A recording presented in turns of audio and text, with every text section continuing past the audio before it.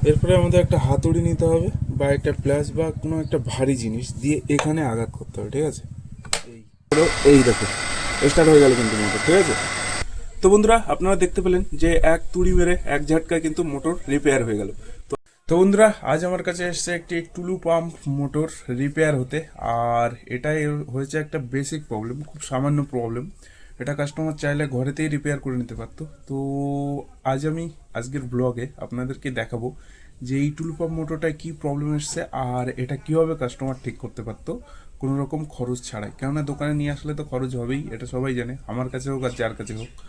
তো কোনো রকম খরচ ছাড়াই কীভাবে ঠিক করতে পারবেন, তো সেটাই আজকে আমি আপনাদেরকে স্টেপ বাই স্টেপ দেখাবো। তো চলুন স্টেপ বাই স্টেপ দেখে নেওয়া যাক। তো এখানে এই দেখতে পাচ্ছ এটা কিন্তু টুলু পাম্প মোটরটা, এটার গা পায়ের হাল কিন্তু একটু খারাপ আছে। তো এর প্রবলেমটা হলো এটা দীর্ঘদিন যাবৎ বসেছিল মোটরটা, তারপরে যখন কাস্টমার চালাতে যায় তখনই এসছে প্রবলেমটা, মানে এটা যখন চালানো হচ্ছে চলছে না, ঠিক আছে, গো করে আওয়াজ হচ্ছে। তো আমি আপনাদেরকে ডেমোটা দেখাচ্ছি, দেখো। তো এই যে আছে আমাদের মোটর আর এটা হলো বোর্ডে যখন আমি লাইনটা দিচ্ছি এই দেখো কিন্তু এইরকম এরকম করছে আর এ কিন্তু ঘুরছে না, এর ভিতরে গো করে আওয়াজ হচ্ছে, আপনারা শুনতে পাচ্ছেন কিনা জানি না, ঠিক আছে। তো ব্যাপারটা ঠিক এরকমই হচ্ছে মোটরটার প্রবলেম। তো এটাকে আমরা কিভাবে সমস্যার সমাধান করতে পারি সেটাই আজকে আমি এই ভিডিওতে আপনাদেরকে দেখাবো, ঘরে বসে একদম বিনা খরচে সব থেকে সহজ পদ্ধতি। চলুন দেখে নিই। তো বন্ধুরা এই যে মোটরটা আপনারা দেখতে পাচ্ছেন, এটার সমস্যাটা যেটা হয়েছে সেটা হলো কাস্টমার এটাকে চালিয়ে কিন্তু দীর্ঘদিন যাবৎ বসিয়ে রেখেছিল, তার ফলে কিন্তু সমস্যাটা এসছে। কীভাবে এসছে, এটা কিন্তু যখন খেতেটিতে জল দিয়েছিল, দেওয়ার পরে যখন বসিয়ে রেখেছিল তখন কিন্তু এই মোটরের মেকানিজমটা এরকম যে এতটা পরিমাণে কিন্তু জল এর ভিতরে সবসময় থাকে। কেননা এই মোটরটা আমরা জানি একা একা জল তোলে, তো জল তোলার জন্য এর ভিতরে কিন্তু এতটা পরিমাণে জল থাকে, এই ভ্যাকুয়াম ক্রিয়েট করে, যার কারণে কিন্তু পাইপ লাগানো থাকলে একা একা জল তুলে দেয়। তো সেই জল অবস্থায় রেখেছিল আর জলটা আস্তে আস্তে শুকিয়েছে এবং এর ভিতরে পেতলের পাখা এবং এই লোহার সাথে রিয়াকশন করে পাখাটা কিন্তু এর গায়ে ধরে নেয়। তো এটা আমাদের কি করতে হবে, ঠিক করার জন্য এই তিনটে নাট খুলতে হবে, খোলার পরে কিন্তু আমাদের সমস্যা 60% সমাধান হয়ে যাবে। তো চলুন এবার আমরা স্টেপ বাই স্টেপ দেখে নিই।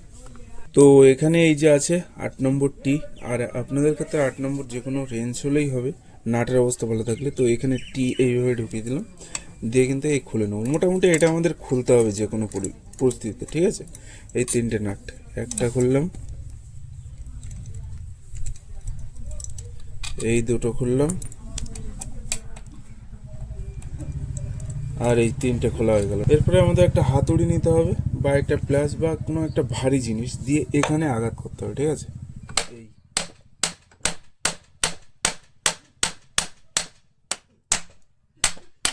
এই আঘাত করলাম, করার পরে দেখুন এর ভিতরে ঠিক কি বেরোচ্ছে, এই দেখো কি বেরিয়েছে, দেখতে পাচ্ছ কতটা ডাস্ট, আর এই পাখাটা এর সাথে ধরে নেয় এখানে। তো এইবার আমরা কি করব, জাস্ট একটুখানি যে কোনো ধরনের বাদ দেওয়া মোবিল অয়েল আমরা এখানে দিয়ে দেবো, এই যে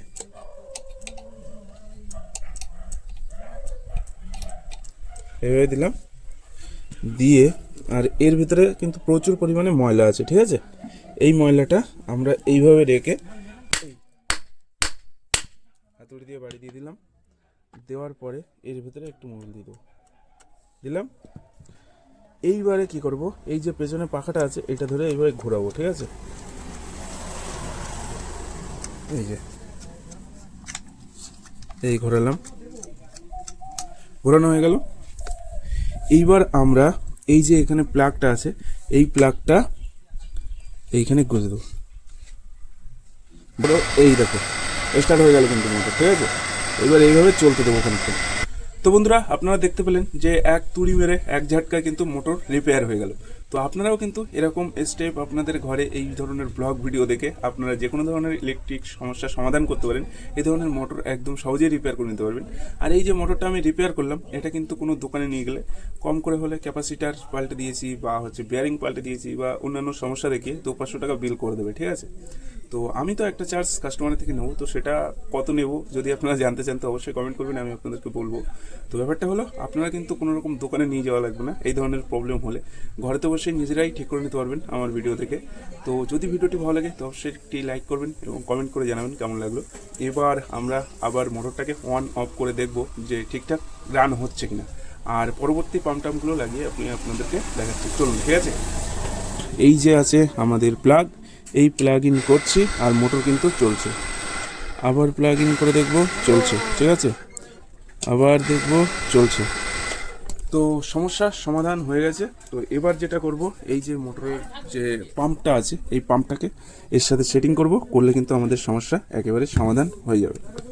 তো এখানে আছে আমাদের পাম্প, ঠিক এইভাবে এর ভিতরে ঢুকিয়ে দেবো, দিয়ে এখানে যে তিনটে নাট ছিল সেই তিনটে নাট বরাবর লাগিয়ে দেবো, ঠিক আছে। এমন কোনো আহামরি কাজ এখানে নেই। আর এই লাগানোর আগে কি করতে হবে, এর মাথায় একটু মোবিল দিয়ে দিতে হবে যাতে পরবর্তীতে খোলার সময় কোনো রকম প্রবলেম না হয়। হ্যাঁ,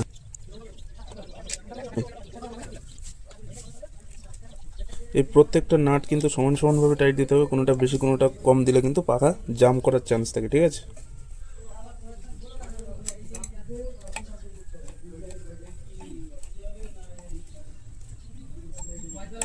তো বন্ধুরা নাট টাইট দেওয়া হয়ে গেছে। তো এরপরে আমরা আরেকবার এই যে পেছন আছে পেছনটা ধরে এইভাবে ঘুরিয়ে দেখবো যে বাজছে কিনা। তো এখানে বাজছে না, এবার এখান থেকে লাইনটা দেবো, এই দেখো মোটর চালু, দেখো চালু, ঠিক আছে। তো এখানে কিন্তু সমস্যা 100% পুরো সমাধান হয়ে গেছে।